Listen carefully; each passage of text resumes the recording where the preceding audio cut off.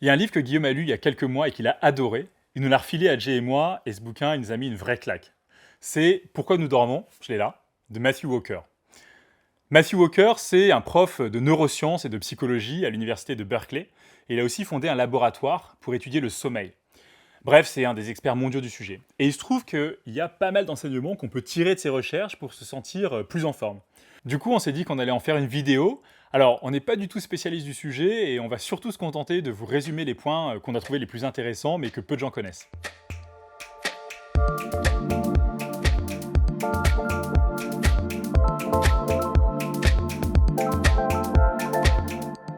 Presque tous les êtres vivants, et même les insectes, ont besoin de sommeil.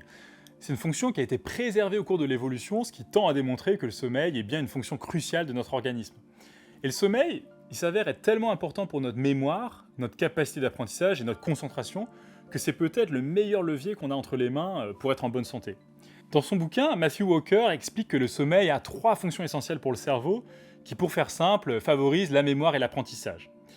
D'abord, le sommeil permet d'améliorer la mémoire à long terme. La mémoire à long terme, c'est celle qui permet de retenir des informations sur des périodes de temps très longues, en gros plusieurs années. C'est le cas par exemple de vos souvenirs d'enfance ou des dates d'anniversaire de vos proches. Alors comment ça se passe techniquement ? Notre cerveau, il stocke nos souvenirs à différents endroits. D'un côté, il y a l'hippocampe qui stocke la mémoire à court terme. Il a une capacité limitée. Et de l'autre côté, il y a le cortex qui lui stocke la mémoire à long terme dans un espace de stockage beaucoup plus grand. Et quand on dort, on déplace les informations de l'hippocampe vers le cortex. Et ça a 2 effets bénéfiques. 1, ça sécurise nos souvenirs à long terme.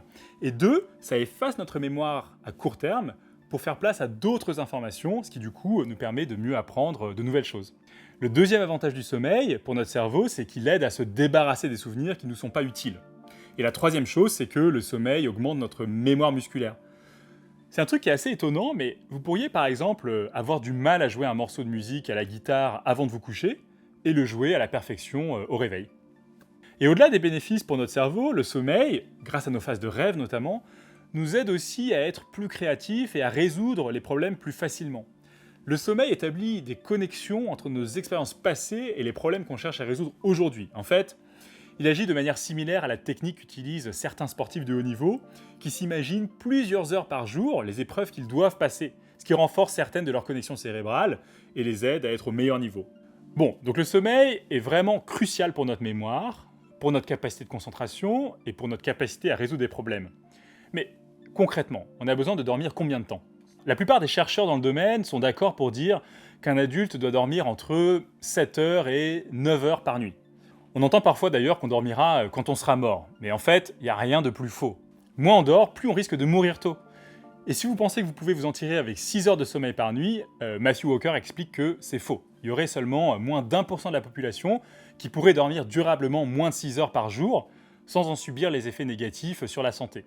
En plus, quand on se prive de sommeil, on réduit énormément sa capacité de concentration. Pour vous donner une idée, si vous prenez le volant après seulement 4 heures de sommeil, vous multipliez votre risque de faire un accident par 12. Mais dormir entre 7 heures et 9 heures par nuit, ça suffit pas. Il faut aussi s'assurer d'avoir un sommeil de qualité pour obtenir tous les bénéfices dont on vient de parler. Et pour ça, il y a au moins 5 pratiques concrètes que vous pouvez mettre en place. Numéro 1, c'est de réduire votre temps d'écran. La lumière naturelle, elle envoie des signaux qui nous font sécréter de la mélatonine. C'est l'hormone qui nous aide à réguler notre rythme circadien et donc notre sommeil.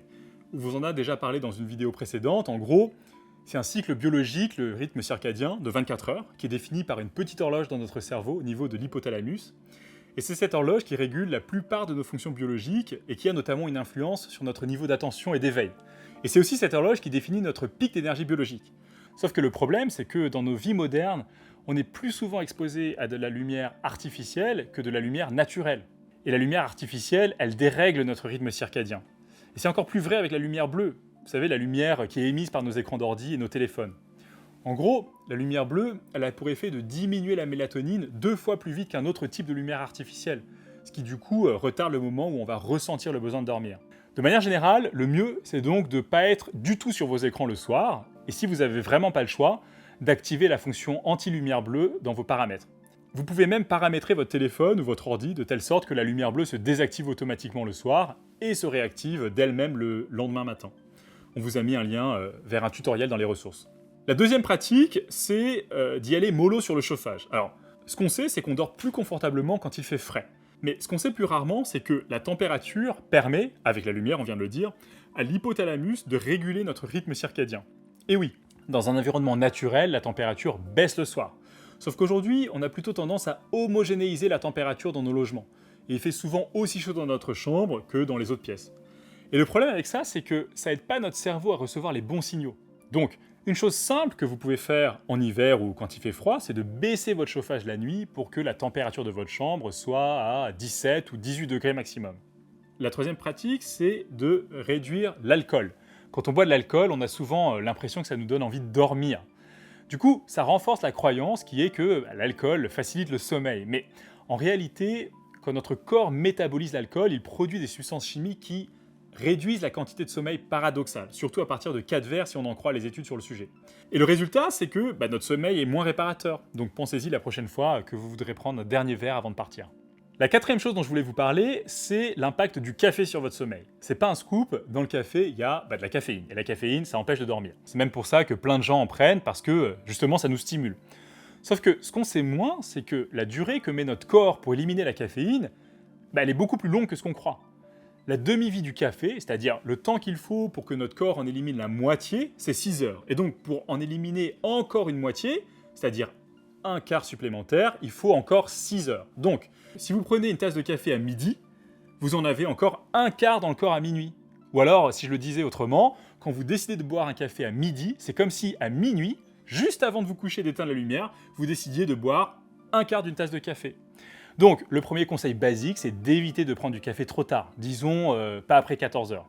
Et c'est la même chose avec le thé d'ailleurs. La théine, c'est exactement la même molécule que la caféine.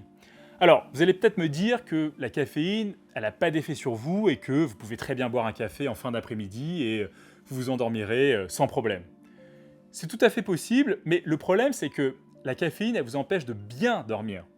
Matthew Walker explique même que si vous prenez un café le soir, vous réduisez votre nombre d'heures de sommeil profond de 20%. Et ça correspond à la qualité de sommeil de quelqu'un qui a environ 20 ans de plus que vous. Bref, vous serez bien plus crevé le lendemain matin. Et le cinquième et dernier point, c'est l'alarme que vous utilisez peut-être pour vous réveiller le matin. On utilise presque tous une alarme. Le problème, c'est que la sonnerie provoque chez nous une réaction de stress. Et le pire, c'est, vous savez, de remettre l'alarme à plus tard, le snooze, pour gagner 10 minutes de sommeil. Ça a juste pour effet de multiplier ces réactions de stress. Donc l'idéal, c'est de ne pas utiliser de réveil du tout et de se réveiller tous les jours à la même heure. Il y a même une étude qui a montré que les personnes qui se réveillaient sans réveil avaient tendance à se sentir plus reposées tout au long de la journée. Elles étaient plus positives, plus productives et même elles faisaient de meilleurs choix. Bon, on est bien conscient que c'est pas possible pour beaucoup d'entre nous de se passer de réveil, ou en tout cas pas tous les jours, mais au moins éviter de snoozer. Voilà, j'espère que je vous ai pas endormi. Et dans la prochaine vidéo, on va vous parler d'un autre type de fatigue, la decision fatigue.